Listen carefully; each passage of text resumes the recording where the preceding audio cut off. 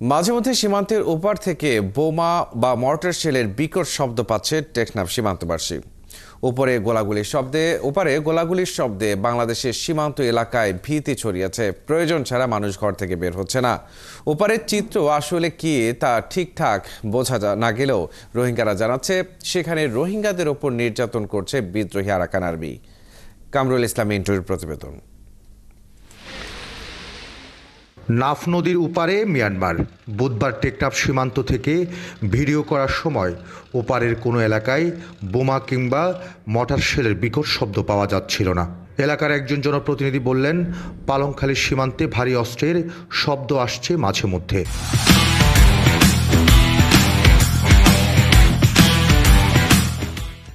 এটা নিয়ে আমরা অত্যন্ত আতঙ্কে আছি।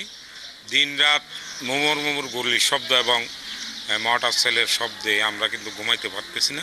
যে কোনো সময় মিয়ানমারের ভারী অস্ত্রের খোসা উড়ে আসার ভয়ে উখিয়া থেকে টেকনাফ সীমান্ত জুড়ে সতর্কতা জারি করেছে প্রশাসন।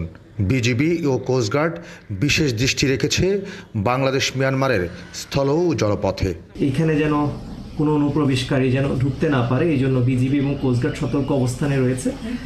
আর আমরা ইতিমধ্যে আমাদের যে জেলে আমাদের যে মাঝিরা রয়েছে এবং যে পণ্য পরিবহনকারী সকল পরিবহনকে আমরা জানিয়ে দিয়েছি যে ওই জায়গাটি আমাদের ঝুঁকিপূর্ণ। প্রশাসনের বিশেষ নির্দেশনাও মানছেন এলাকাবাসী।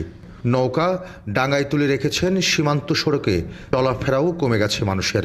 চারদিক অনেকটাই শুনশান নীরব। আর কোনো নিরাপত্তা নাই। টিয়ার শেল এবং বুলেট বোমার কারণে আমরা রাত্রে ঘুমাতে পারতেছি না। ছোট ছোট শিশুরা ঘুমের মধ্যে আতঙ্কে উঠে, মানে হঠাৎ যখন আওয়াজ হয় তখন ঘুমাতে পারে না।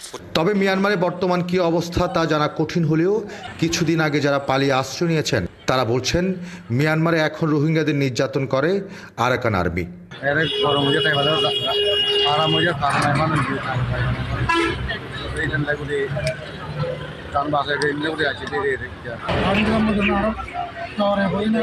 এদিকে রোববার বিদ্রোহী গোষ্ঠী আরাকান আর্মি বিবৃতি দিয়ে দাবি করেছে তারা আরাকান রাজ্যের 271 কিলোমিটার এলাকা নিয়ন্ত্রণে নিয়েছে।